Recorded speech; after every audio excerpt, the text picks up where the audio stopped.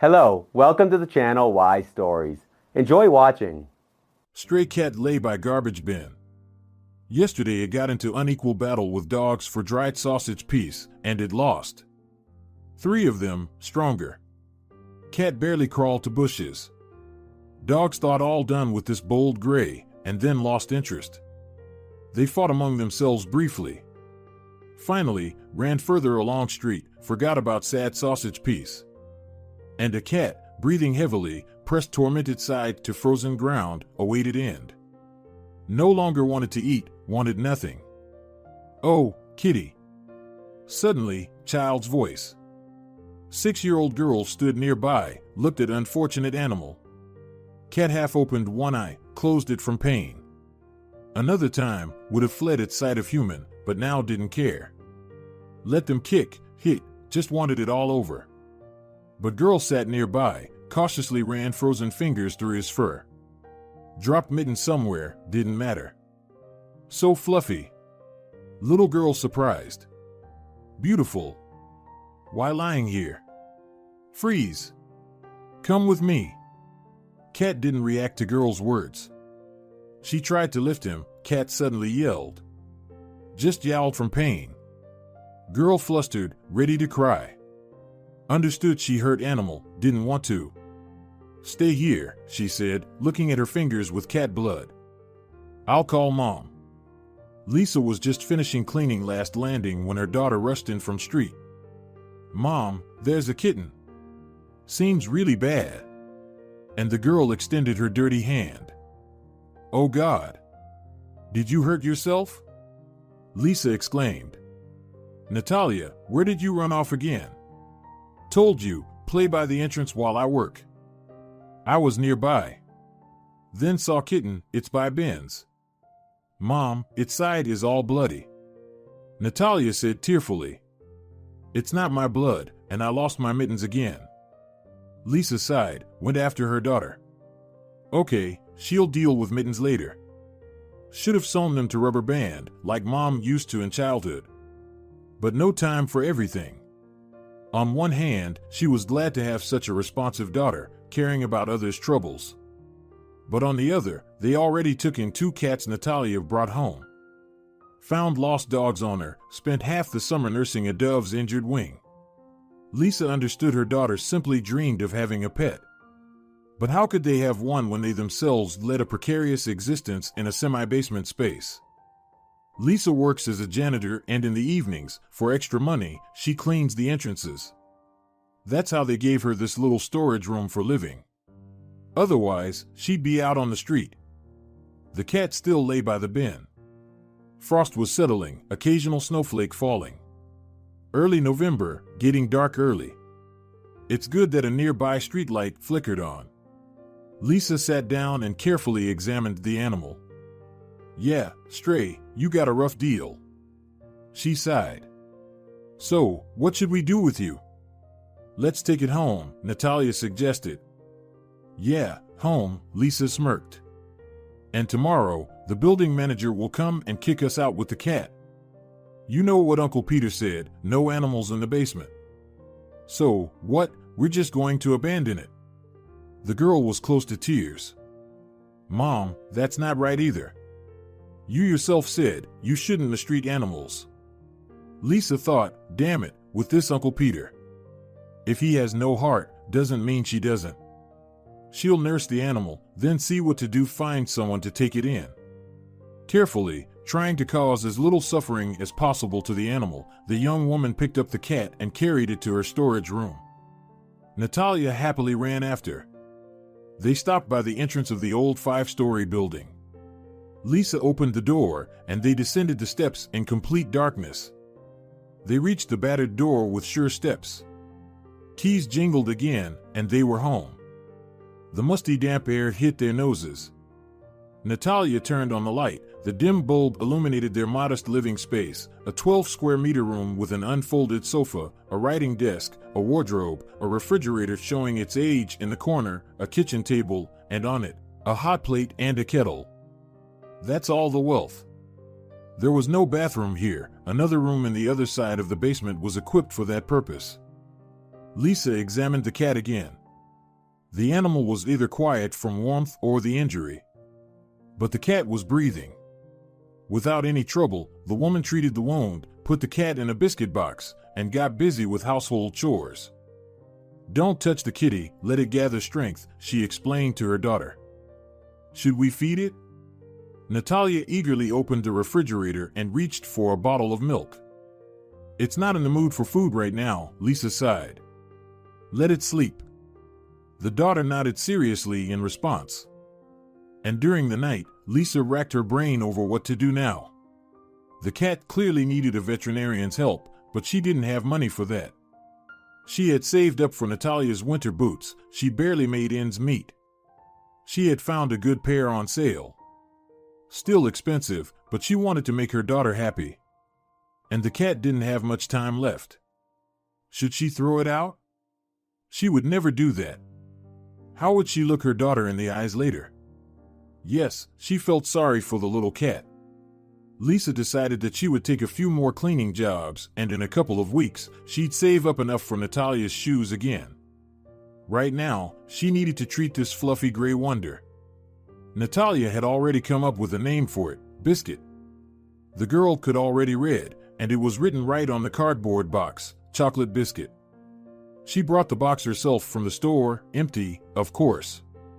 Natalia was a resourceful child. She knew that you could store a lot in such a box. Clearly, it wouldn't go to waste. And indeed, it came in handy. In the morning, Lisa took Natalia to the daycare and set off with Biscuit to the nearest veterinary clinic. Luckily, it was close by. The cat was very weak, barely moving. It would occasionally let out a plaintive meow and shiver all over its furry body. "It's a serious case," the doctor said after the examination. "We need to perform surgery. Then your cat will have to stay with us for a couple of days." "Why didn't you come earlier? And what happened to it anyway?" "I don't know," Lisa admitted. "My daughter found it yesterday evening almost in the same condition, and it got worse overnight." "A stray, I assume?" The veterinarian sighed. Lisa nodded in response. "Doctor, how much will this cost?" she timidly asked. "I only have 50. "All right, we'll figure something out," the man replied and looked closely at Lisa. "And I think I've seen you somewhere." "Yes, I've seen you too," Lisa remembered the man. "I clean the entrances in your building, the 9-story one on St. Nicholas Street." "Exactly," exclaimed the vet, then looked at the cat. "Well, I will talk to the management. We'll perform the surgery and you can keep you money." Lisa smiled gratefully and, stroking Biscuit, slipped behind the door while the veterinarian kept looking at it. Yes, he remembered this woman. He remembered how she regularly climbed the stairs in their building with a heavy bucket and mop, scrubbing the landings, then the stairs themselves. She was so slender, and her eyes, Maximiliano remembered her eyes, huge, gray, and very sad. He always wondered what made this woman do such dirty work. Clearly, she wasn't unintelligent. Something must have happened in her life. And as Lisa left the clinic, she felt elated. What a good start to the day. They would help Biscuit, and she managed to save money. Yes, in recent years, every penny counted for her. Could she have imagined 10 years ago that she would be living like this? Lisa grew up in a military family. Her father was often transferred from one unit to another, and she and her mother always followed him. Lisa changed a dozen schools, lived in military towns. Despite the frequent moves, she studied well and dreamed of becoming a journalist. But most of her dreams were about military journalism. Her mother, a simple librarian, just smiled anxiously. She gave birth to a daughter, rejoiced that she wouldn't follow in her father's footsteps. And she, Lisa, did just that. Her father didn't like the idea at all. Not only was journalism an unpredictable profession, but it was also related to the military. No, he'd rather have his daughter become a teacher or a doctor. At least, an accountant. But Lisa still went to study journalism after school. Admittedly, as a paying student, she couldn't quite make it into the state-funded program. Her father was annoyed, but he agreed to pay for her education. If his daughter made that decision, he should respect her choice. That meant she had character. And then he left on a work trip and never returned. Her mother, upon learning this, fell ill immediately. Lisa even had to arrange her father's funeral. The military for her father's job, of course, helped, and after 6 months, her mother was gone as well. She was left all alone in the world. Her parents had relatives, but they were only willing to help Lisa in words. It turned out that the apartment they had been living in for the last 3 years was still owned by the military. Lisa's father had the opportunity to transfer it to his name, but with his constant deployments, he never managed to do so. Lisa was asked to leave. She managed to get a place in a dormitory, but then another problem arose. She had no money to pay for her education. Well, her father had saved a bit of money, but most of it had gone towards her mother's medical treatment. And it hadn't helped. Lisa took a job as a waitress in a night bar. She worked nights and studied during the day. Understandably, after sleepless nights, her head felt like lead. She quickly went from being a successful student to barely passing, but she persisted. Then they raised the tuition fees, which became too much for Lisa. She was called to the dean's office. "We understand that there are various situations," the dean said indifferently, "but you are studying on a paid basis?" "Yes," Lisa nodded. "I'll try to find the money." "Find it." But where were those money hidden? Lisa couldn't gather the required amount, and she was expelled for non-payment in her 3rd year, and then she was kicked out of the dormitory. A friend from college took her in. That's how she lived for another 6 months. Not quitting her job, she had to live on something. And she still cherished the thought that she might one day be able to return to college. One night at the bar, she met a nice young man. He seemed very decent to her. Daniel would come to the nightclub once a week and sit in the corner, sipping on a cocktail. One day, he struck up a conversation with Lisa, offered to walk her home after work, and everything started from there. Lisa was happy her black streak was finally over. But as it turned out, everything was just beginning. Lisa moved into a 1-bedroom apartment with Daniel. He was a graduate of an orphanage, so he had his own place. Lisa could never quite figure out where he worked. Daniel would just laugh it off. Over time, she began to realize that it was something illegal and started demanding that he quit. But he would just make jokes again. "I'm a secret agent, Lisa," Daniel would laugh. Almost like James Bond. "Daniel, I'm serious." "Well, if you're serious, Lisa, you don't need to know about it." And his words left Lisa so uneasy, a silly foreboding feeling. Several months later, Daniel died. And only then did Lisa learn everything for sure from the police. His friends got rid of him. They didn't agree on something. The apartment, which was part of social housing, was taken back by the government to eventually give it to another orphan, and Lisa had to urgently find housing. At first, a colleague, Kate, a waitress from the nightclub, took her in, but then she became jealous of Lisa in regard to her boyfriend. And without any reason. And it was useless to prove anything. She kicked Lisa out. Luckily, Lisa found a cheap apartment. But Kate couldn't stop herself and continued to seek revenge against her. One night at the nightclub, an unpleasant incident occurred among the staff. The manager's wallet went missing. It was found among Lisa's belongings. She cried, insisting it wasn't hers, but no one believed her. She was fired without even getting paid for a month of work. And Kate was smiling so wickedly, looking at Lisa, a nasty smile. Lisa understood that Kate had orchestrated it all, but she couldn't prove anything. Distraught, Lisa collapsed on the street and ended up in the hospital, where she found out that she was pregnant. "I don't want this child," Lisa cried. "I can't even support myself." "Still, think about it," the doctor advised her. "Don't rush, you still have time." Lisa promised to think about it, but she was determined. And on the morning when she was supposed to be admitted to the hospital, a strange incident occurred. Lisa was standing at a pedestrian crossing, waiting for the green light. Suddenly, a 3-year-old boy who was standing behind her with his mother broke free and ran onto the road. His ball fell out of his hands and rolled under the cars, and the boy rushed to save it. At the last moment, Lisa caught the child. "Oh, my poor sweetie." The frightened mother cried, hugging her child, who didn't even understand what was happening. "Senorita, God bless you." Lisa just smiled, gently patted the boy, and went on her way. The closer she got to the clinic, the more vividly the image of the boy appeared before her eyes, his eyes full of incomprehension. Why is his mom crying? His little fingers tightly gripping her when she pulled him away from the edge of the road, his soft silky hair. Lisa even felt like she remembered his scent. Did he smell like caramel?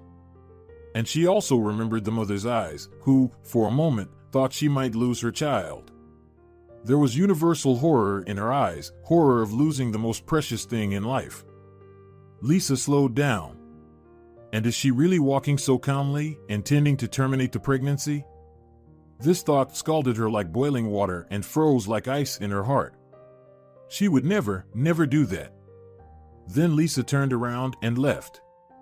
She realized that there would be many difficulties ahead, but she was healthy, young, she could handle it. And the trials continued to rain down on her like an abundance from a horn of plenty. First, the faucet in her bathroom burst. Lisa had just gone for another job interview. An unsuccessful one, by the way. And when she returned, a locksmith was already opening the door to her apartment with the neighbors from below. She had flooded them. The landlady who arrived immediately asked her to leave. Lisa decided that in this case, it would be the best option because the flooded neighbors were furious and demanding compensation for the upcoming repairs. And Lisa had no money and nowhere to go. Despair once again gripped her heart. She regretted turning away from the clinic. What should she do? She decided to spend the night at the train station and then try to call acquaintances. Maybe someone would help. An old lady, Doña Duran, as she introduced herself, sat down next to her in the waiting hall. The elderly woman was traveling to the northern part of the country. "I came to visit my sister. I'd stay longer, but I need to get back. Look at me, I've lived to old age," the old woman sighed, "worked my whole life, 40 years of experience, and now I only receive 600. Oh, that's why I keep working." "What do you do for work?" "I'm a janitor. The job is quite heavy for my age, of course, but my health is still holding up. I've been asking the management for a partner, but not many people want to become janitors." "I would do it," Lisa blurted out suddenly, "if I only had a place to live." And somehow, she ended up telling the old woman her story. Doña Duran listened attentively, sighed, and nodded her head. "You know, young lady," she said when Lisa finished, "I don't usually trust the first person I meet, but you, I can see you're a good person. There's one option. In our building, there's a storage room for the janitor, but there's no janitor assigned to this area. So, if you're really willing, let's go together. I'll have a word with my boss for you. He's a difficult man but understanding. I think he'll take you in. Just don't mention your pregnancy, and when he sees you, where else can he put you?" Lisa was a bit puzzled by Doña Duran's last words, but it was honest. Where else could she go? And it was a real option. The important thing was that there was housing available. So, Lisa went from the central part of the country to the northern region. Surprisingly, the head of the housing complex, Señor Gallego, was happy to accept a new employee. Doña Duran even introduced her as her distant relative. Lisa started living in that storage room in the basement. In the morning, she went to work, and in the evening, she gradually arranged her living space. Doña Duran gave her a fridge, a wardrobe, and a sofa. Of course, her growing belly soon became noticeable. Oh, and Señor Gallego scolded her. "Are you an idiot or what?" he yelled at Lisa. "Pregnant and carrying heavy things, shoveling snow. What are you thinking, and how are you portraying me? Am I some kind of monster?" "Señor Gallego, I have no other choice," Lisa confessed to him. "I have nowhere to live, and I don't have money for housing. Where can I go right now? And nobody's kicking you away. No, seriously, do you really think I'm a monster? You'll work in the office until your due date. You seem like a smart girl, and I need someone to properly compile documents for the prosecutor's office for the administration. Like a secretary?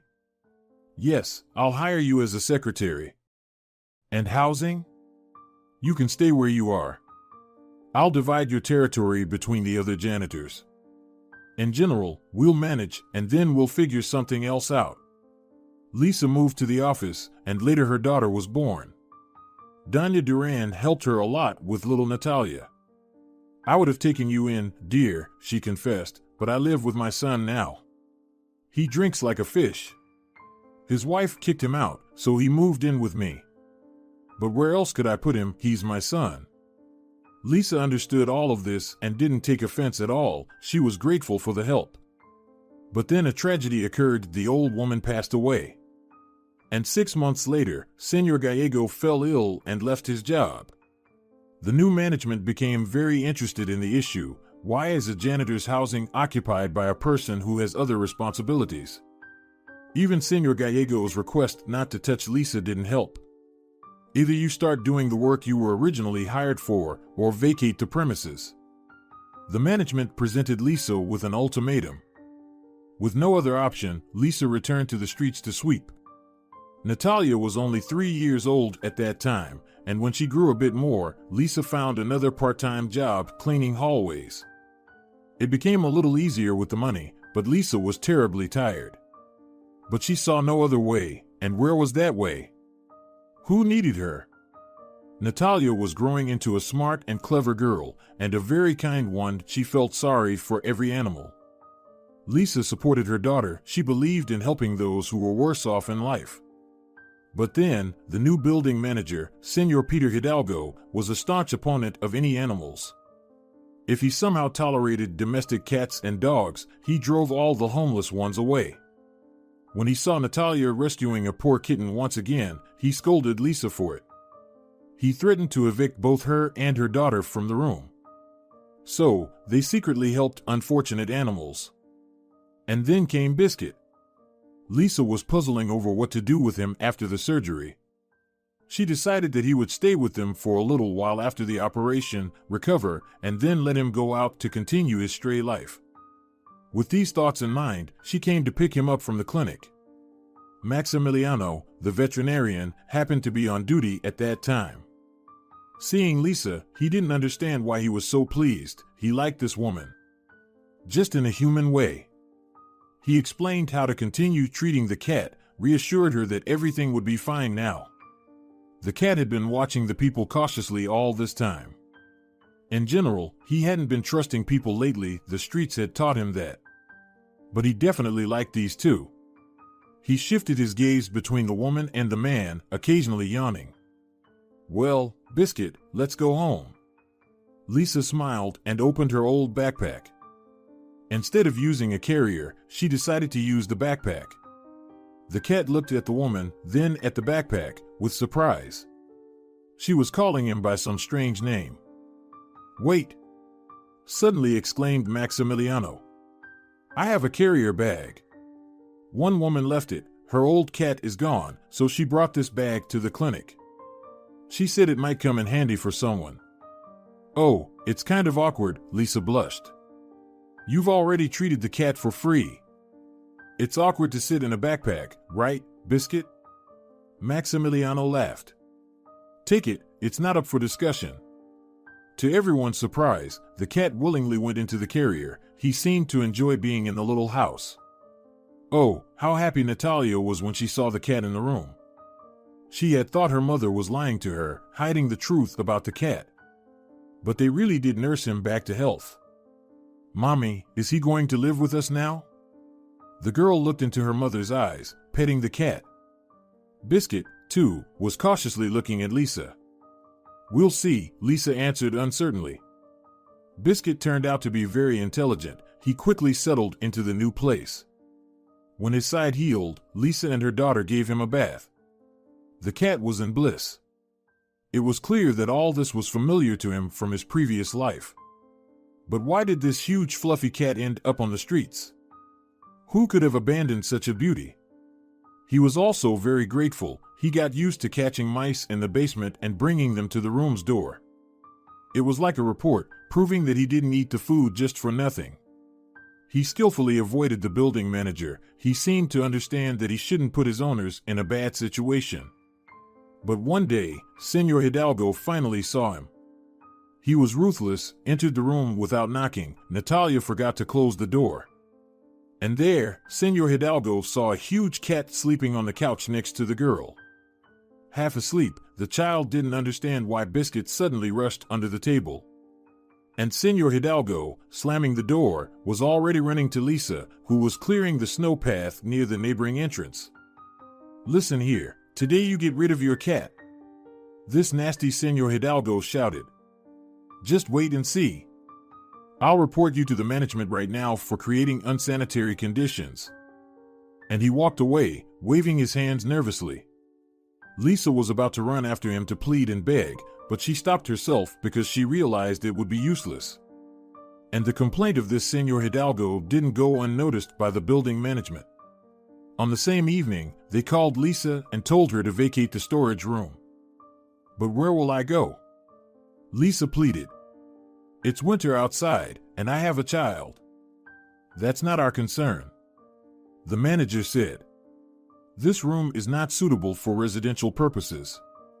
As if I needed to get fined because of you. Everything has been fine for so many years, and now suddenly inspections. Lisa doubted. "Are you defying me now?" The manager got angry. "Listen here, I'll give you a week to sort everything out. And by the way, I'm hiring someone else for the job. I need some muscle power on this block. It doesn't matter that you're struggling there. You leave so much garbage and dirt, the residents are complaining." And that's how Lisa felt offended, because it wasn't true. But the manager didn't want to listen. Later, she learned that he hired immigrants for the job. He could pay them less and gave them the same room. Meanwhile, Lisa was desperately searching for new housing. Everything was so expensive. Eventually, she found a small room in a remote area and started packing her things. Natalia was packing her toys. "Mom, but we won't leave Biscuit, right?" the daughter asked. "Where would we go without him?" Lisa sighed. "Of course, we'll take him." That evening, she went to clean the entrances one last time. She wouldn't be coming here anymore. It was a pity to lose the extra income, but what could she do now? Lost in her sad thoughts, Lisa was cleaning the staircase, occasionally sobbing. "Lisa, hello." Suddenly, she heard a man's voice. Next to her stood Maximiliano. "Doctor, hello." Lisa replied quietly and lowered her gaze, trying to hold back tears. "Is something wrong?" Maximiliano looked closely at the young woman. "No, everything's fine." She shook her head and burst into tears. "All right, put down your rag," Maximiliano commanded. "Come on, let's go to my place. You need to calm down." Lisa obediently followed him. In the two-room apartment's kitchen, they had coffee. Gradually, Lisa calmed down and told Maximiliano her sad story. "So, that's how I'm living," she sighed at the end. "Ever since my parents passed away, my life has been a struggle, and I can't seem to catch a break. You know, it's frustrating. I'm trying to live honestly, raising my daughter alone, but nothing goes smoothly. Well, I'm sorry, please forgive me. I'll go back, I still need to finish cleaning." "Lisa, wait." Maximiliano grabbed Lisa's hand and was a bit surprised at himself. "I've had this thought. I've been living alone for many years now. My wife died in a car accident a month after our wedding. My mother is around, but she has her own life. I'm at work all day, but I wish I could come home to the smell of soup or grilled chicken. I want to have a cozy home, where things aren't scattered around and the washing machine isn't only used on Sundays. I long for comfort. Lisa, I want to make you an offer to become my housekeeper. I'll pay you and your daughter can live in a separate room. I won't take a single penny from you for it." "This is unexpected," Lisa muttered. "But think about it, it's better than living in the basement or in that room you're planning to rent. You said it yourself, it's infested with cockroaches. Don't think anything bad about me. I'm completely normal and not a nag. I just live alone. And you know how tired I am of this. In the evenings, I don't even have anyone to talk to. I save other people's pets, and here I am. It's ironic. I thought about getting a cat or a dog, but I'm always at work. I won't be able to take care of them properly. Maximiliano looked at Lisa with a questioning gaze. She didn't know how to respond. On one hand, it was an absurd proposition, living in an apartment with an unfamiliar man. But on the other hand, she really didn't know who her neighbors would be in that small room on the outskirts of the city. What if it's some alcoholic or crazy person? And yes, Natalia wouldn't have to change daycare, and she'd be going to a good school nearby soon. Well, of course, it's somewhat reckless on my part, Lisa finally mustered. But I agree. Although, it's not just the two of us. How many then? Maximiliano was surprised. 3. With the cat. After all, you saved him. Well, yes, Biscuit, it seems. That's great. Now I'll have a pet in my apartment. That same evening, Maximiliano helped Lisa move her things. Natalia was thrilled with the new room and the apartment. Essentially, the child was experiencing decent living conditions for the first time. Biscuit swaggered around the apartment, sniffing all the corners. He understood that this was his territory, sprawled in the middle of the room, and purred contentedly. Well, it seems we've settled. Maximiliano smiled. Lisa looked at him gratefully. Hope unexpectedly entered her life that everything would now get better. The next morning, Lisa took Natalia to daycare and began cleaning the apartment. While Maximiliano was neat, it was still evident that a bachelor lived in the house, clothes on a chair, dust on the chandelier. Lisa enjoyed tidying up. She even hummed something. She remembered how she used to live, how she and her mom did a thorough cleaning for holidays, how her dad would beat the carpets in the snow for the new year. The memory of the latter gave her an idea. She should take the carpet in the living room outside and shake it. The vacuum cleaner can do its job, but a bit of fresh air would be nice. Without much thought, she rolled up the carpet and dragged it to the hallway. Fortunately, it wasn't heavy at all. And then, the front door opened. On the threshold stood a woman in her 60s. Bright makeup and fiery red hair that clashed didn't suit her well, but apparently, she saw things differently. She was dressed in a short winter coat, almost like a teenager. Lisa even smiled to herself. Maximiliano had warned that his mother sometimes comes over. Could this be her? Who are you? The woman asked first, inspecting the slender, pretty girl with the carpet in her hands. She herself had given her son this carpet. And the carpet from the living room. Did you just climb in here without permission? And the woman stepped back and pulled out her phone to call the police. No, that's not what it looks like. Lisa exclaimed. I'm the housekeeper. Maximiliano hired me for work. I wanted to shake the carpet outside. Call him and ask. I really am the housekeeper. Sonora Paula Morales raised her eyebrows. A housekeeper? Has her son completely lost his mind? He doesn't earn enough to waste money on servants. Did he decide to play rich or something? Sonny, who's the girl in your apartment? She asked Maximiliano, not particularly concerned whether he was currently busy or not. Hearing the answer, she snorted. Maximiliano, you're being irrational. You don't earn millions. But Maximiliano didn't argue with his mother. Claiming he was busy, he turned off his phone. Sonora Morales stared at Lisa, who was still standing in the hallway. Why are you standing there? Go on, clean the carpet, Sonora Morales commanded. And suddenly, she started feeling good. How pleasant it was to command someone. Sonora Morales was a domineering woman. Her first husband, Maximiliano's father, fled from her a year after their wedding. He helped his son but didn't want to see his wife anymore. She had a heavy character, everything had to go her way. Later, she got married 2 more times and ended up kicking her men out herself. They weren't turning out to be what she had hoped for. What kind of man she needed, she herself didn't know. In general, she poured all her love and care onto her son, so much so that he ran away from her right after school.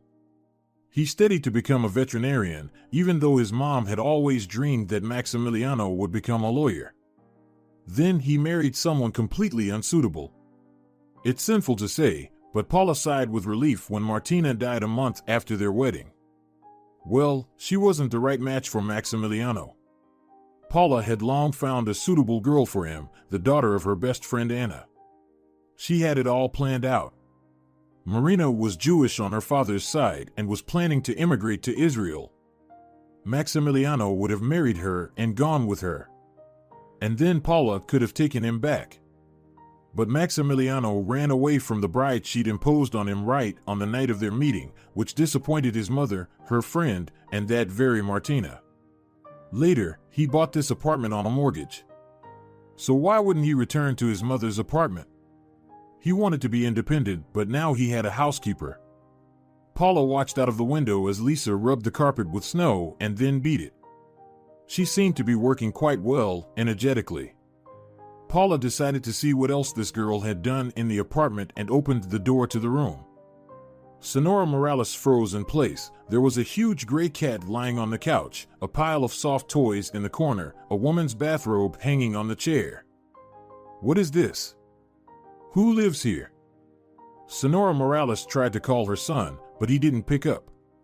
The gray cat stretched, opened its left eye, and warily stared at the red-haired woman. Then it arched its back and hissed.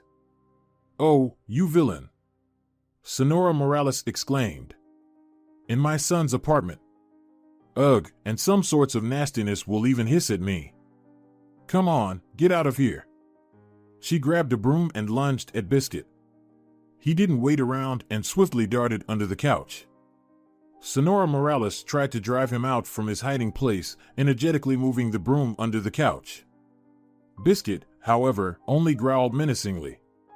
Lisa came upon such a scene. This red-haired woman was crawling upside down by the couch, swearing like a shoemaker, while the cat from its hiding place pretended to be a lion.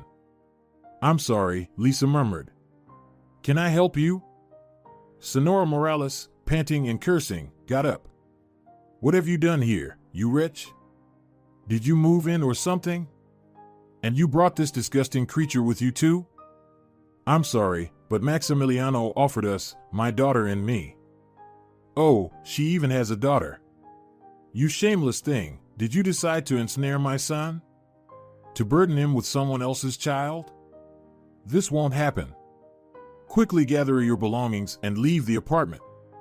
And take that cat with you, I can barely breathe." As confirmation, the woman sneezed loudly. "Bless you," Lisa said, "but I can't leave right now. Maximiliano hired me, not you. I don't even know your name. You don't need to know my name." How audacious of her, she's barged into the house and won't be kicked out. No one knows how long Sonora Morales would have continued yelling if Maximiliano hadn't arrived suddenly. He sensed that his mother would definitely cause a scene. "Here's the deal, Mom," he said sternly, ignoring Sonora Morales' ranting. "I'm a grown man and I'll decide how I want to live and with whom. I'm always happy to see you, but I ask that you not interfere in my life. I've decided that Lisa and her daughter will live with me, that's how it's going to be. And this cat will live here too. Always as stubborn as a ram." Paula grumbled. Just like his father. He was always playing Don Quixote, fighting for justice, but he ended up a fool, achieving nothing. "Son, do you want a similar fate? You should listen to your mother." "I've heard enough from you already," Maximiliano replied curtly. "I'm sorry, but I need to get back to work. Just dropped by for a few minutes." "Are you leaving?" Sonora Morales realized that her dear son was standing up to her. With some dissatisfaction, she mumbled something and left. Maximiliano winked at Lisa and also left the apartment. Lisa and Biscuit sat on the couch, bewildered. "Quite the conversation we had." Lisa smiled, addressing the cat. He meowed something in response. In the evening, after Natalia fell asleep, Lisa and Maximiliano continued talking for a long time. They sat at the kitchen table. The coffee had long gone cold, but Maximiliano kept talking and talking. And Lisa realized that the world had not been kind to her alone. Maximiliano truly loved his wife Martina. They met in university and got married after graduating. Maximiliano's mother was against it. Of course. Marina was the best match in her eyes. She didn't even come to their wedding. The young couple rented an apartment and lived happily. Maximiliano dreamed of a large and close-knit family, 2 or 3 children, their own house, a car. They even wanted to open their own veterinary clinic once they saved up a bit. Not a day went by without Sonora Morales trying to interfere in their family life. She would call in the middle of the night, pretending she was feeling ill and that these were her last moments. And Maximiliano would rush to her, though he already understood that it was all a show. And sometimes she would show up at their place on a day off, even at 7 in the morning, and start scolding Martina for not having prepared breakfast for her husband or for there being dust on the windowsills. Maximiliano would try to defend his wife from his mother's attacks, but he couldn't argue with her because she still was his mother. And when Martina passed away, Sonora Morales, literally the day after the funeral, tried to drag her son to a restaurant for Marina's birthday. They had a big argument then, and Maximiliano didn't communicate with his mother for over half a year. He almost turned to drinking to cope with his grief, barely holding himself together. But then he distanced himself, forgave his mother, and even gave her a spare key to his apartment, just in case. I understand, she loves me, but it's a strange kind of love, and I can't do anything about it, Maximiliano admitted. For some reason, she thinks that since she raised me, she now has the full right to meddle in my life and make decisions for me. She didn't even tell me when my father passed away, even though we had been communicating all these years. He was a good man, but he left the family because of my mother's character. And she didn't even let us say goodbye. That's the kind of mother I have. It's hard for me to understand, Lisa sighed. My parents loved me very much and always gave me the right to choose. Though we didn't save much money all these years, I don't blame them, it just turned out that way. Lisa, don't worry, things will work out for you eventually. Maximiliano, I've been thinking. Your mother might be right, you're not a millionaire, so it's not necessary to hire a housekeeper. I won't ask for payment, I'll do all the housework in exchange for being able to stay here. This is already too much. Lisa, don't talk nonsense. The fact that you and your daughter are living with me brings me joy, I've already mentioned that. But every labor should be compensated. Not paying you? How do you plan to raise Natalia then? But I also clean the hallways. I said I'll pay. Thank you, the girl smiled sadly. Maximiliano looked closely at Lisa, sighed, and then said, You know, sometimes you remind me of Martina. No, don't get me wrong, you look completely different on the outside. Martina had dark eyes and hair. You have gray eyes and brown hair. But in your conversations, your behavior. I remember when you brought Biscuit to the clinic, how worried you were about the animal, how anxiously you looked at him. Martina also loved animals a lot, although in our profession, it's hard not to. You also prop your chin on your hand the same way when you listen. Martina used to do that too. It must be painful for you to remember your wife? Maybe I unconsciously remind you of her? I'm sorry, maybe we should move out with Natalia. No, it's not about that. I wanted to say that I feel good with you. Even just sitting here in silence, drinking cold coffee. They looked at each other, and both awkwardly averted their gaze. No, this was going too far, such confessions were unnecessary. They were just living under the same roof, and at night, Lisa couldn't stop thinking about Maximiliano. He was a good person, and he was also unhappy. And then she mentally scolded herself. They were very different, and each of them had their own fate. And Lisa needed to focus on her daughter first. After all, who needs someone else's child? Yes, no one. Lisa never quit her part-time job. she continued cleaning the hallways. Until one day, Maximiliano scolded her. How much longer did she intend to lug those buckets and mops around? Did he not pay her enough? Maximiliano, you pay me well, but I have to understand that it will eventually end, Lisa responded to his complaints. And I can't just suddenly be without work. Lisa, when will you understand? Maximiliano shouted. I want you and Natalia to live with me always. I want us to be a family. Are you joking? Turning pale, Lisa whispered. Do I look like I'm joking? Maximiliano got angry. Lisa, I think about you every minute. I fall asleep, and your face is before my eyes. No, you're mistaken, Lisa said with pain in her voice. You yourself said I remind you of Martina. That's all. Yes, I loved Martina, I won't deny that, but I can't bring her back, it's all in the past. And you're here. Yes, you remind me of her in some ways, but you're different. I've never met anyone like you. Like who? Like someone who's truly dear to me, and Maximiliano hugged Lisa. She flinched, but she didn't pull away. Over all these years, there had only been one man for her, Daniel, but he was in the past too. Did she truly love him? No, it was infatuation. Daniel was her daughter's father, that's all. And he couldn't be brought back. The woman looked into the man's eyes. You won't betray me, will you? She asked softly. Never, my girl. And then they lay down, embraced, on the couch in the living room under a fluffy blanket. It was dark, the alarm clock was ticking peacefully. Natalia had long been asleep in the adjacent room, Biscuit was snoring at her feet. And for the first time in life, it felt so good. They celebrated New Year together. Lisa prepared a lot of delicious food. Maximiliano and Natalia decorated the Christmas tree, securing it properly because Biscuit was constantly testing its stability. But his efforts were in vain, the tree stood firm. Maximiliano had put in a lot of effort, he even tied it to the radiator. Lisa laughed that they should have nailed it to the ceiling. But they decided it was unnecessary.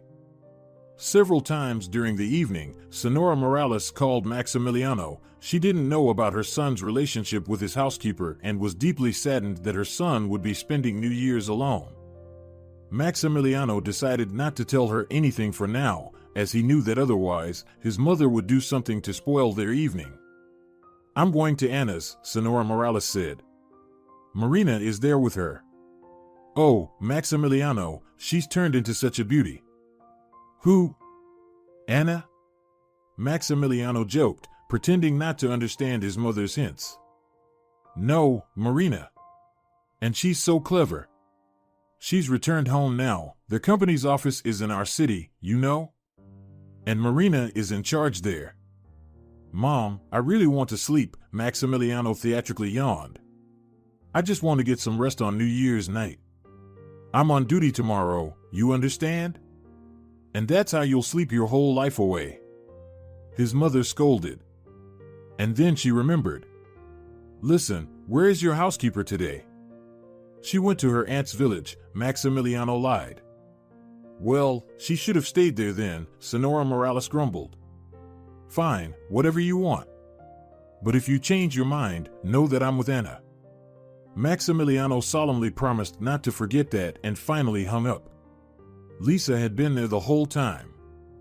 Your mother will find out about us anyway, she said sadly. I'm already terrified to think about her reaction. Don't worry about that. Believe me, I won't let anything harm you. I've learned my lesson. And Maximiliano hugged Lisa tightly. Natalia crawled onto his lap. She had grown quite attached to him during this time.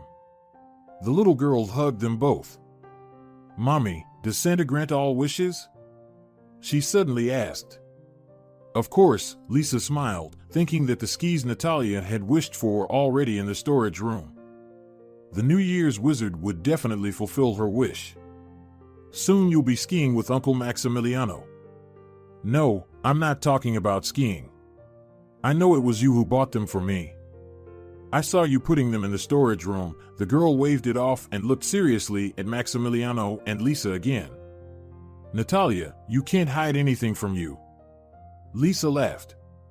"So, what else do you want?" "I want to ask Santa tonight to keep us together always, you, me, and Uncle Maximiliano," the girl confessed. Maximiliano and Lisa exchanged glances. Tonight, all three of them would make one wish together. And then there was a crack, a noise. The 1.5-meter tall beauty of a Christmas tree fell to the floor with a crash. Frightened Biscuit was perched at the top. Everyone froze. "I told you, we should have nailed it to the ceiling," Lisa exclaimed first. "Nails rusted," Maximiliano concluded. "Biscuit," Natalia exclaimed. "Look what you've done." The girl was on the verge of tears. Biscuit, understanding the mess he'd caused, scuttled under the couch. From there, he observed as people, conversing merrily, once again set up that shiny wonder. Naive. With the chime of the clock, everything was ready, the tree and the table. Sleepy Natalia took a sip of juice, made her secret wish, and promptly fell asleep in the armchair. Beside her, Biscuit dozed off. Maximiliano and Lisa looked at them and smiled. "What do you think? What feline wish did Biscuit make?" Maximiliano asked. "Probably the same as ours." And they happily laughed. It was the most wonderful New Year's in years for them. And after the holidays, Lisa and Maximiliano went to the registry office. The thing was, on New Year's night, he proposed to her, and she said yes. They set the wedding for a month later. Maximiliano insisted on a formal ceremony. Although Lisa wasn't sure, what would Maximiliano's mother say? "Darling, she'll be dissatisfied no matter what." "But that's her business," Maximiliano replied. "And this is our life. Tell me, don't you want a white dress, a veil, a restaurant?" "A white dress when my daughter is already 6 years old." Lisa sadly smiled. "But I do want all of that very much. I'm just a little scared. And don't worry, I'm with you and will always be by your side." When Sonora Morales found out that her son was marrying his housekeeper, she clutched her heart. "I always knew that street dog would mess with your head," she yelled at Maximiliano, who broke the news to her. "Son, come to your senses before it's too late." "Well, she's not the right match for you." "Mom, I'm already a grown man." "You didn't like my first wife either, nor Lisa." "Mom, when will you calm down?" "When you marry Marina." "That will never happen." Just like the first time, Sonora Morales didn't attend the wedding. But no one was particularly upset. On the contrary, the wedding was joyful and friendly. There weren't many guests, Maximiliano's colleagues, his friends. Just 15 people. On Lisa's side, there was no one, but the bride wasn't sad. Maximiliano's friends were her friends too. She particularly bonded with Alba, her husband's colleague. Alba had worked at the clinic with Maximiliano for several years and had known both him and Martina. "Maximiliano is really a good guy," she told Lisa. "He deserves to be happy. Look, dear, don't disappoint him." "I'll do my best," Lisa smiled in response. Natalia also enjoyed the wedding. That was the first time she called Maximiliano Dad. Yes, now they were a real family. Meanwhile, in her apartment, Sonora Morales was raging like thunder and lightning. "No, can you imagine? He completely disregards my opinion," she was saying on the phone to her friend Anna. "He's married again to some nobody. And she even has a child. What a horror." Her friend agreed. "Maximiliano doesn't know how to choose people at all. And the worst part is, he told me so arrogantly, 'I'll figure out my life on my own.' He'll figure it out, yeah right.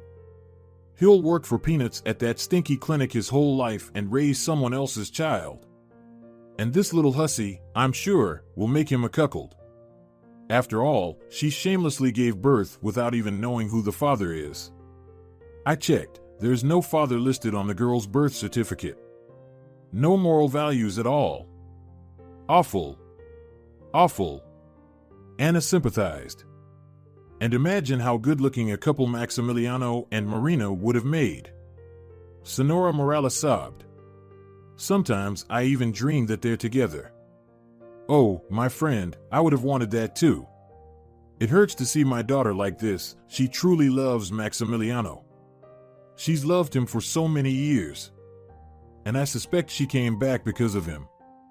Right, I'd bend over backwards, but I'll ruin this new marriage. Sonora Morales promised. We'll marry our children anyway. We will. Anna agreed. Several months passed.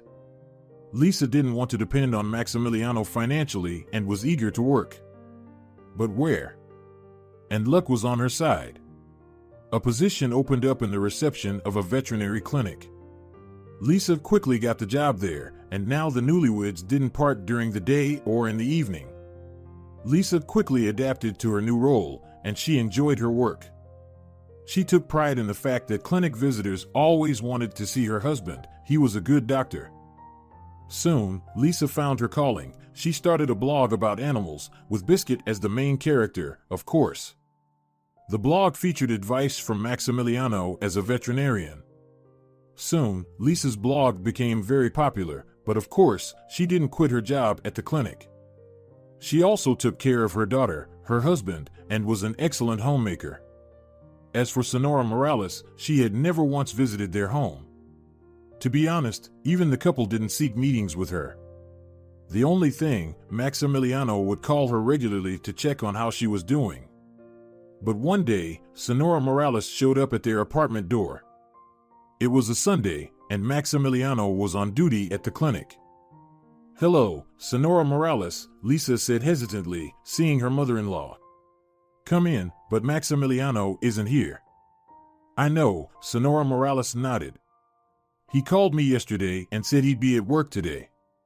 I came to you, Lisa. It's time for us to talk. After all, we're not strangers to each other. Lisa nodded in response. There was some insincerity in Sonora Morales' words, but nothing more. Her mother-in-law smiled and brought a cake. Shall we have coffee, dear? Sonora Morales smiled. Let's chat. Yes, of course, Lisa hurriedly agreed and went to the kitchen to put on the kettle. From the room, Natalia appeared, followed by Biscuit. Oh, you're actually quite grown, girl.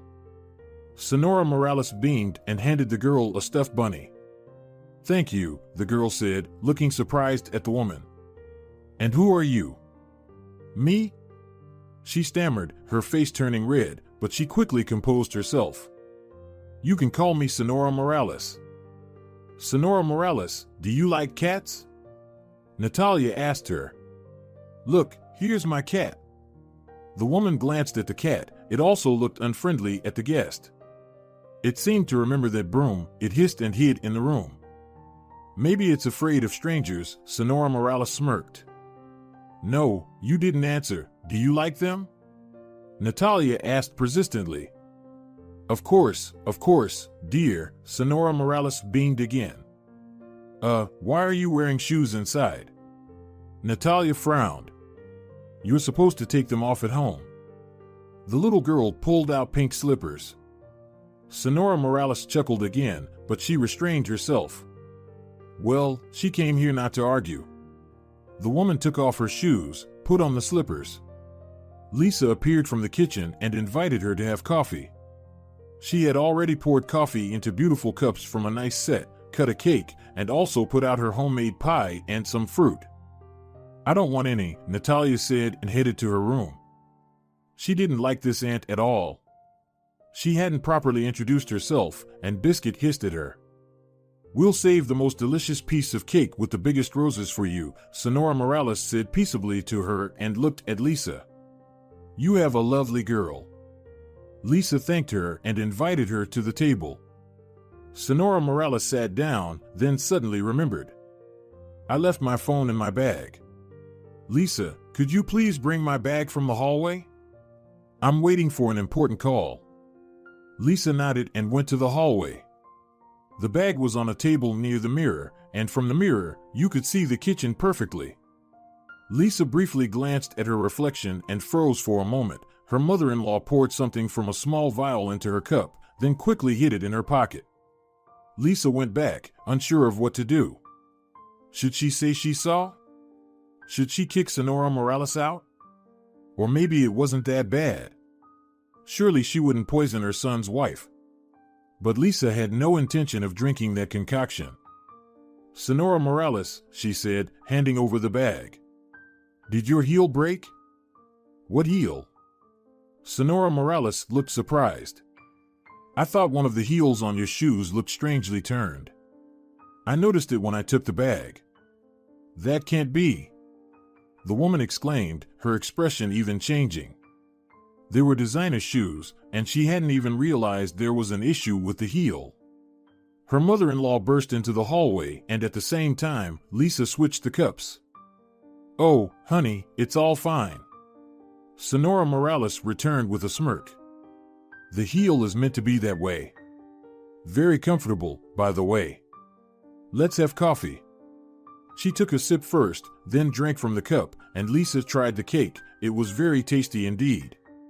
Nothing happened. Lisa decided there was probably nothing harmful in the tea. Both of them finished their cups. Lisa poured some more, and suddenly Sonora Morales reddened, grabbed her throat, and started choking. In the first second, Lisa froze in horror. What's happening? Oh my God, it's coffee. She rushed to Sonora Morales, who slumped onto the table, hardly breathing. Luckily, the ambulance arrived quickly. It's poisoning, the doctor determined without a doubt. I'm calling the police. Lisa nodded in agreement. Let the police deal with it now. It turned out that the vial contained a very potent poison. The police quickly determined that Sonora Morales had poured it into the cup. Only her fingerprints were on the vial. When Sonora Morales regained consciousness, specialists began working with her. Everyone concluded that she had done it intentionally right in front of her daughter-in-law. In the first few minutes, the woman couldn't make sense of it all. Why was she in the hospital? What were they making up? She loved life and was ready to live until she was 100.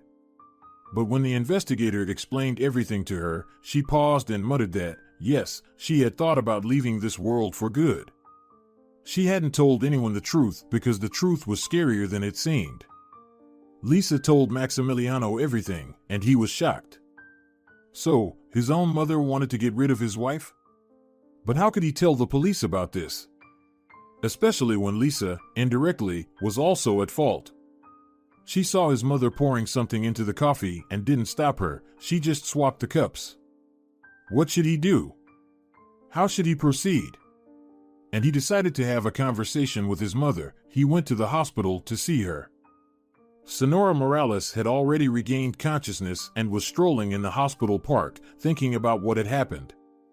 The doctors had said that help arrived quickly, otherwise.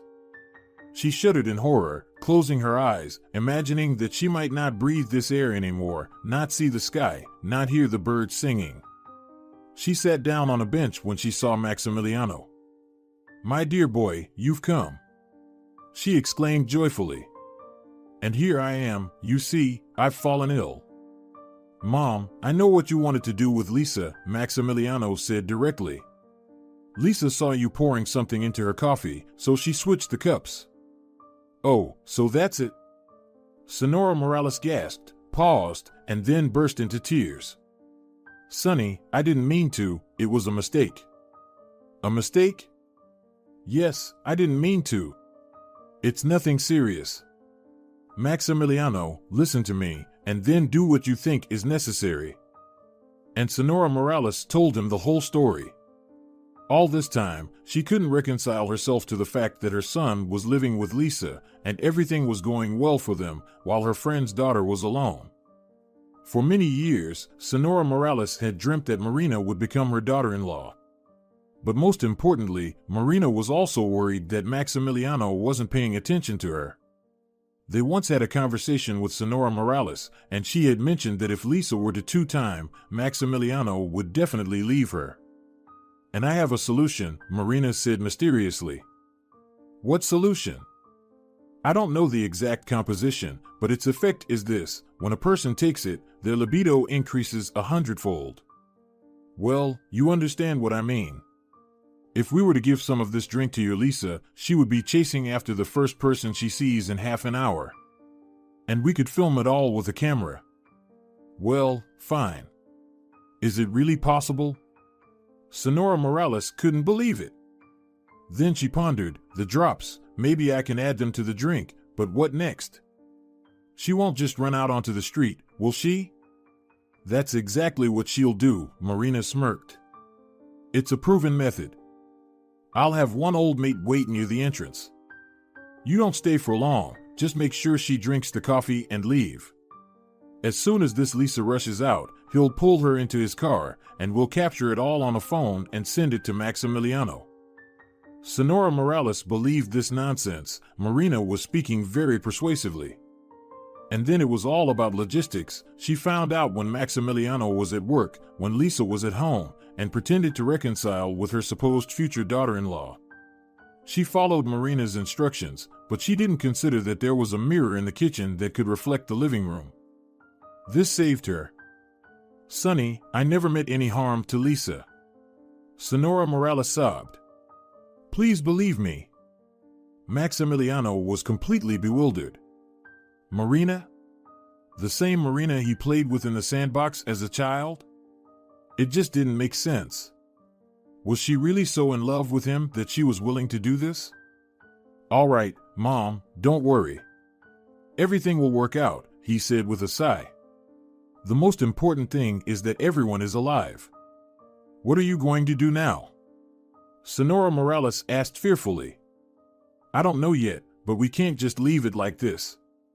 Oh, Marina. I trusted her so much. She seemed like such a nice girl to me. Haven't you figured it out yet? Maximiliano asked angrily. Your nice girl almost sent you to the other side. Yes, I figured it out. That's why I'm quiet, pretending to cooperate with the police. I'm so blame, my dear. Before you, before Lisa. She loves you, and you love her. And I. Oh, how ashamed I am. It was clear that the woman was genuinely regretful for her actions. Maximiliano hugged his mother and even gave her a peck on the cheek. Sonora Morales burst into tears. Her son loved her, and she had acted so horribly. Maximiliano left the hospital and went straight to the police station. This situation couldn't be kept quiet anymore. Now they should handle it. Marina had been in a bad mood since morning. Everything went completely wrong. The old fool messed everything up. She had been at the entrance that day, wanting to make sure everything went smoothly, but at first, the old lady took a long time to come out, and then the ambulance arrived. Marina had been glad initially. It worked. But when she saw Sonora Morales on a stretcher, she panicked. No, she couldn't trust anyone with anything. Marina quickly prepared her documents. She had a flight tonight. She would leave this place far behind, and that was it. Let Maximiliano live with whomever he wanted. Marina and Maximiliano had known each other since childhood. They went to the same school. In the later years of school, Marina fell desperately in love with Maximiliano, but he still saw her as just a friend. However, Marina tried her best to make herself appealing to him. She pursued the best education to show him how intelligent and attractive she was. Not a beauty, but men were still captivated by her. Just not Maximiliano. When he married his Martina, Marina couldn't get over it for a week. What a scoundrel. He even picked someone with a name similar to mine. When Martina died, Marina was ecstatic that Maximiliano would be hers eventually. But he rejected her again. To forget it all, she left the country, worked like crazy, climbed the career ladder. She became a kind of iron lady. But her heart still skipped a beat at the thought of Maximiliano. How was he doing? Her mother said he was living alone, working at some shabby clinic. Dr. Doolittle. Marina smirked. Well, what a stupid way to spend his life. No worries, she would still get what she wanted. He would be with her. And then she would find him a suitable profession. She dreamt of spending New Year's with him, flying back home on wings of anticipation that they would soon be together. Her mother assured her that Sonora Morales would definitely invite him for the holidays. And from there, Marina wouldn't let her escape. And again, it didn't work out. He supposedly wanted to sleep on New Year's Eve. Tired. Wasn't she tired? But he was lying. Even back then, he was involved with that mess of a girl. Marina later learned all about her, about that Lisa. They expelled her from college, she got pregnant from someone unclear, lived in some basement, swept the streets, cleaned the floors, a total mess, in other words. And Maximiliano picked her up and even married her. He even took on her child, what an idiot. Every day, she harbored a plan for revenge, and one day she realized how to get rid of her rival. It didn't matter anymore if Maximiliano would be with her or not, she just had to punish that silly Lisa. And Maximiliano, he had no right to love anyone but her. Marina acquired this poison from a market abroad. The vendor explained to her that it was an excellent remedy for cockroaches, but it should never be consumed by humans, a 98% chance of certain death. But that was what Marina needed. Later, that foolish old woman believed in a potion that turned a person into an animal. Everything seemed fine, just a little waiting left. But they took the old lady away, and she miraculously survived. Those unfortunate 2%. Sonora Morales was lucky. Now Marina was worried that the old lady might figure things out. She couldn't be that foolish. And if she spoke up? If Lisa had crossed over, it would have been simpler. Marina had prepared well. Everyone knew that the mother-in-law detested her future daughter-in-law, and Marina happily told everyone about it. A couple of times, seemingly by accident, she dropped hints that Sonora Morales should do something about Lisa. But still, it was all precarious. In short, until that old fool regained her senses, Marina needed to fly away to a place where she would be out of reach for sure. In the evening at the airport, Marina was detained. She feigned complete indignation. For what? Why? She continued to argue in the office. When the charges were brought against her, she quieted down a bit. Then she smirked. And you won't prove anything. Sonora Morales is making false accusations against me. Seems like she wanted to send her daughter-in-law to the other world herself, but failed. What's that got to do with me?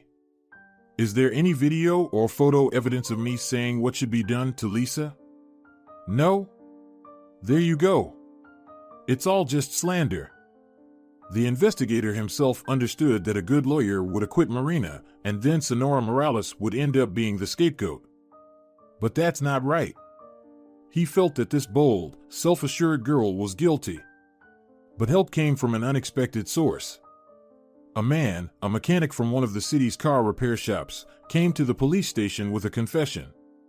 He admitted that several years ago he deliberately sabotaged a car engine. It was an old Synchro that Martina, Maximiliano's first wife, used to drive. Marina had ordered the accident back then, and there was even a video recording of his conversation with Marina where they discussed the details of the scheme. Under the weight of irrefutable evidence, Marina confessed. "Idiot!" she yelled in anger. "What, wasn't what I paid you enough? Now you'll go to jail yourself." "I'd rather go to jail," the mechanic answered. "I can't live with this burden anymore." Good Lord! What a fool you are! What fools you all are here! You should all be exterminated like cockroaches. And then she stumbled, realizing that she almost revealed her second secret. But the investigator was experienced. He already knew what liquid was in that vial and where one could acquire such a thing. Then he requested data from the travel agency and found out that Marina had recently been to that very country. Give him the opportunity and money for a business trip, he would even find the vendor. The investigator was persistent. But that wasn't necessary, he managed to build the case without it. And Marina started giving confession statements. Yes, she sent Maximiliano's first wife to the other world. Yes, she tried to do the same to Lisa. When the whole truth came to light, Sonora Morales was the most shocked of all. For so many years, she had no idea what kind of enemy was lurking nearby. It's unclear what else Marina would have done if Maximiliano had indeed become her husband and at some point had become displeasing to her. Maximiliano was also completely bewildered. Why didn't the law enforcement agencies establish that the accident had been staged back then? They had told him that Martina simply lost control and skidded off the wet road. And she died because she wasn't wearing a seatbelt. Yes, maybe seatbelts would have saved her. But why wasn't the car thoroughly examined back then? Did they not want to? And after all these revelations, Lisa suddenly realized how strong her guardian angel was. 2 weeks later, Sonora Morales was discharged. Her son and daughter-in-law came to pick her up from the hospital, and Natalia was with them. My apologies for the confusion. Here is the translation of the text without using quotation marks for direct speech, as requested. My dear ones. The elderly woman's eyes moistened. Thank you. Can you forgive me? Mom, you didn't know anything yourself, Maximiliano replied to her. Let's forget everything and start anew. Lisa, why are you silent? Sonora Morales looked anxiously at her daughter-in-law. You won't forgive me, will you? It's you who should forgive me, Lisa sighed. I should have poured that nasty stuff down the drain, but I put it in front of you. And you did the right thing. Unexpectedly responded Sonora Morales. Otherwise, that Marina would have come up with something else. And Anna. She raised a viper. Well, okay, they're all punished now, said Maximiliano. Marina is in jail, and her mother. I even feel sorry for her, she didn't know what her daughter was up to. Well, that's not a fact yet. Sonora Morales shook her head. I'll talk to her when I get home. It won't work, Maximiliano smiled. Lisa and I were at your place, watering the plants. So, Aunt Anna was packing up, she sold her apartment and went somewhere. She just gave me a spiteful look and spat after me. What a witch. Well, she's out of our lives now. Sonora Morales waved her hand. She looked at Natalia, who had been silent all this time, and clung to her mother. Natalia, can I hug you? The girl cautiously approached her. You still didn't answer me then. Who are you? Mom and Dad talk about you, but I don't understand. The girl asked. I'm your grandmother. Sonora Morales answered tearfully and hugged the girl. Maximiliano and Lisa looked at each other and smiled. The ice had broken. It should be noted that Sonora Morales had been thinking a lot about everything while in the hospital. About Lisa, about Natalia, too. And in the end, she realized only with them did her son finally find happiness. What more did she need as a mother? It was enough to stop searching for gold and hoping for a wealthy daughter-in-law. After all, everyone starts from something. And perhaps it's Lisa who will help Maximiliano succeed in his career. She seems to be a very wise girl. A year passed after all these events. Lisa went on maternity leave. She and Maximiliano were expecting a son. Natalia was already going to school. During the day, Lisa had enough free time and worked on her blog, which was quite popular among subscribers. Biscuit delighted them with his pranks, and followers were amazed. What a clever cat, if only he didn't speak human.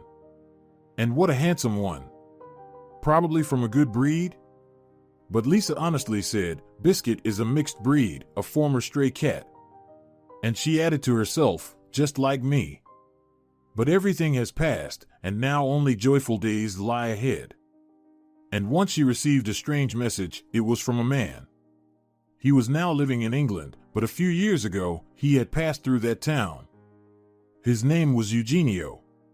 He asked for Lisa's phone number. He had something important to tell her. At first, Lisa didn't attach much importance to it. But curiosity got the better of her, and she sent him her number.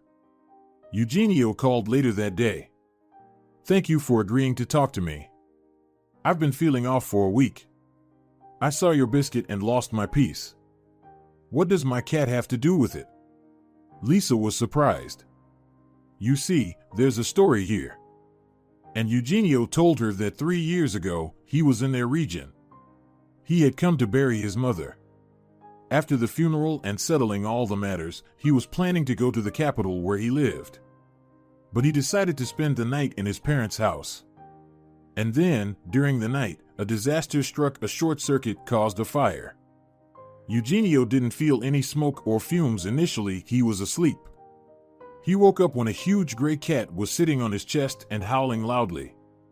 Grabbing his documents and belongings, Eugenio broke the window and jumped outside. The cat followed him. So they sat together on a bench at the neighbor's while the firefighters were putting out the fire. The neighbor, seeing the cat, smiled. "Our Tomas is back." "Tomas?" Eugenio was surprised. "Yes, the cat. Your mother found him on the road when he was just a tiny kitten. Some passing car threw him out and drove away, but she nursed him. Look what a big cat he's become. She spoiled him. He used to take a bath twice a week. She bought him all sorts of cat toys. When Dolores got sick, Tomas never left her side. He would lie on the painful spot, and her pain would ease. And when she died, he left the house. You came for the funeral, saw him, didn't you?" "No?" "There you go. The cat was grieving somewhere. But as you can see, he's back. He actually saved me," Eugenio admitted and told how it happened. "I just don't understand how he got into the house. Everything was closed at night. The air vent was open. Oh, Eugenio, you've become urbanized. You've forgotten all about rural life.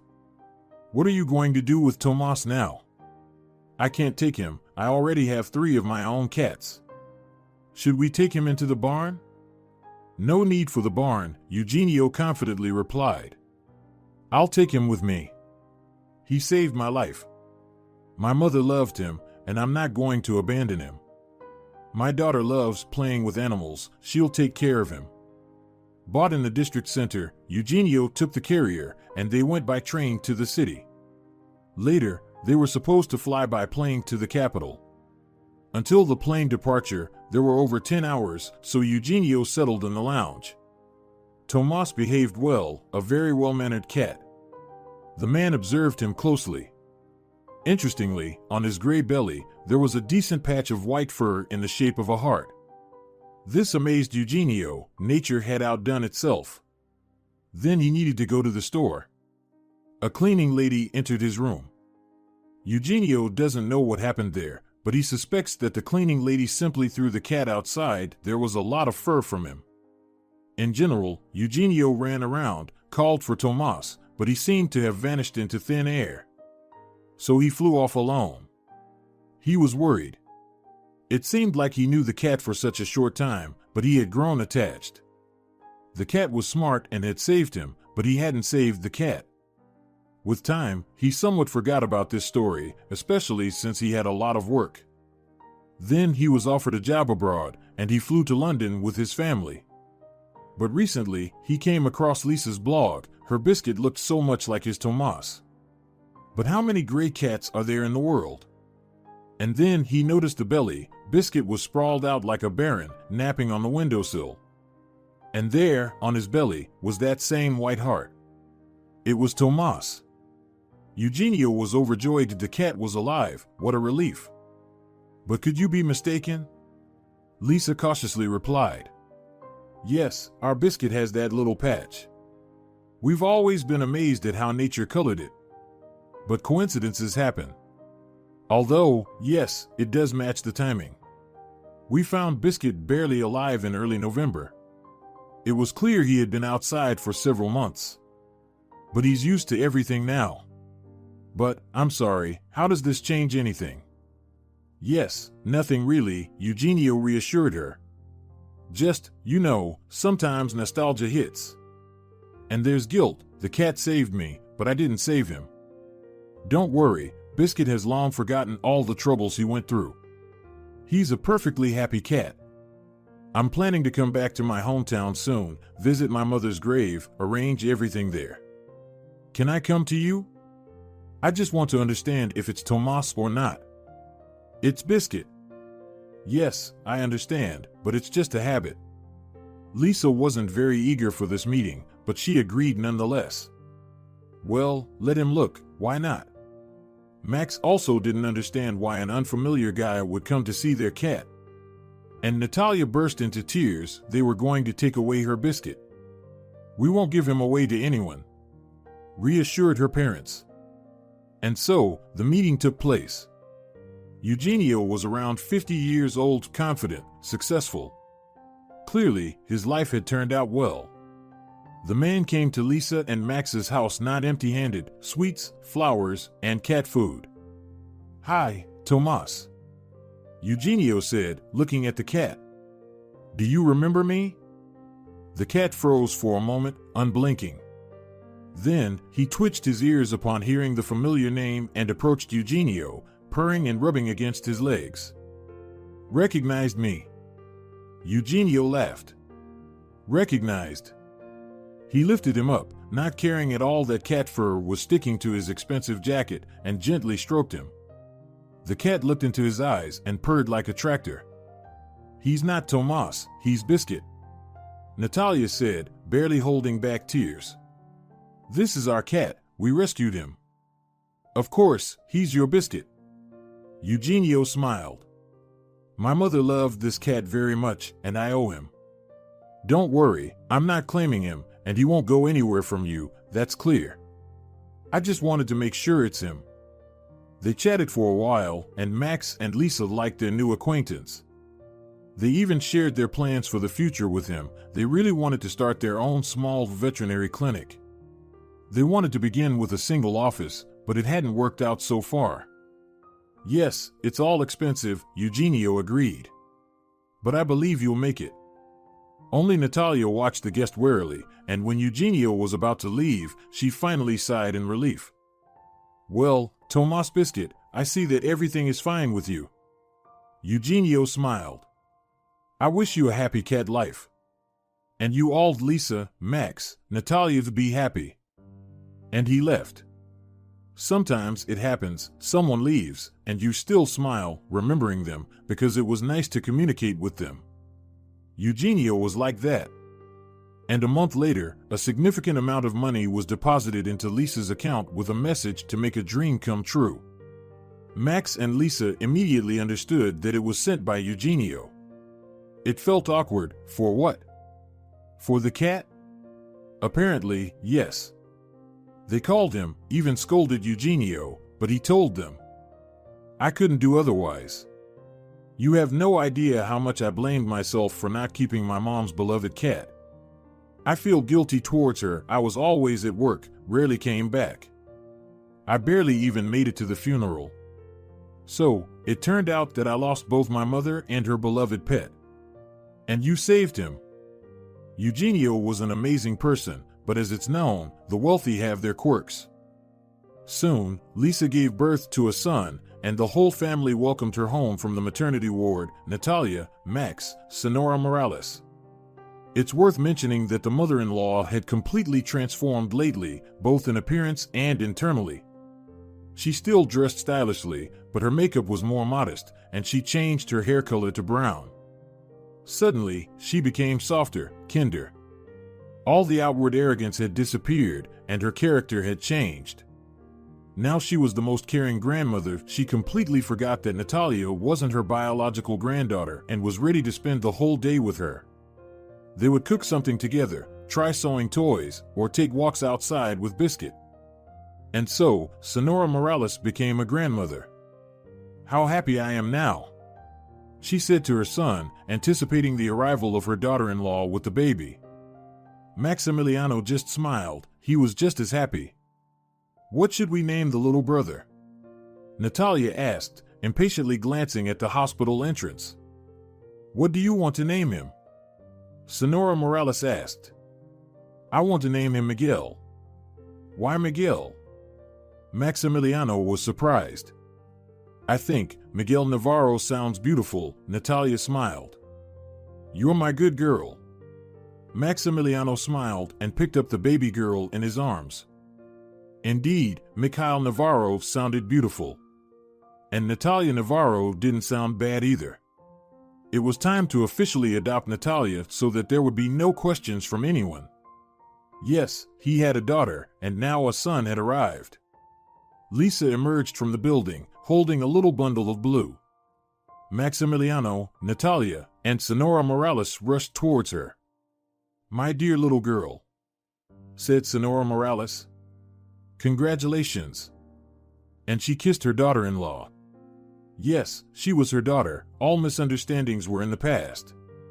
While Lisa was fully occupied with little Miguel in the first few months, Maximiliano began to work on starting his own business. It turned out that it wasn't that simple. There was a lot of bureaucracy with the paperwork. And that's where the acquaintances of Eugenio came to his aid. After all, Eugenio had instructed them to call him when Maximiliano and Lisa would start their own business. He had extensive experience, good connections, and thanks to all of this, Maximiliano soon opened a small private veterinary clinic named Tomas. Can you guess who was depicted at the entrance? Of course, Biscuit.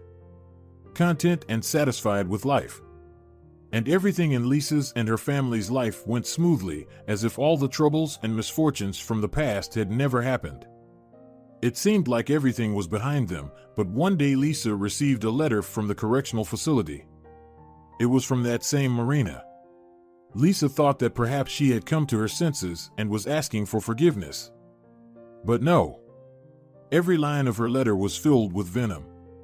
"I hate you, Marina wrote. "You are nobody and should be called nobody. Do you really think Maximiliano will be happy with you? Don't even hope for it. I'll serve my time, and when I get out, you'll answer for everything." Reading this, Lisa was initially upset, but then she burned the letter. Away with all the negativity. Let Marina choke on her own poison. She wouldn't be able to do anything to her and her family anymore. She was sentenced to 12 years, the maximum. And even if she got out on parole in a few years, she probably wouldn't be able to do anything to Lisa and her family. What would she become when she gets out? Clearly not flourishing and full of strength. She had ruined her own life. She now had no money or influence. All her acquaintances had turned away from her, and it was her own doing. "What's that smell?" Maximiliano was surprised, peeking into the kitchen. "Did something burn?" "Yes, something burned. All our sorrows and troubles."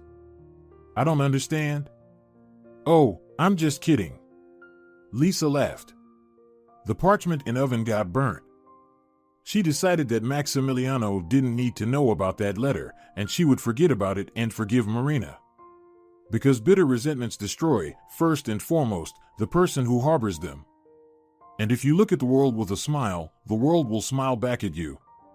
If you lend a helping hand to those less fortunate in this life, a helping hand will be extended to you in return when times are tough.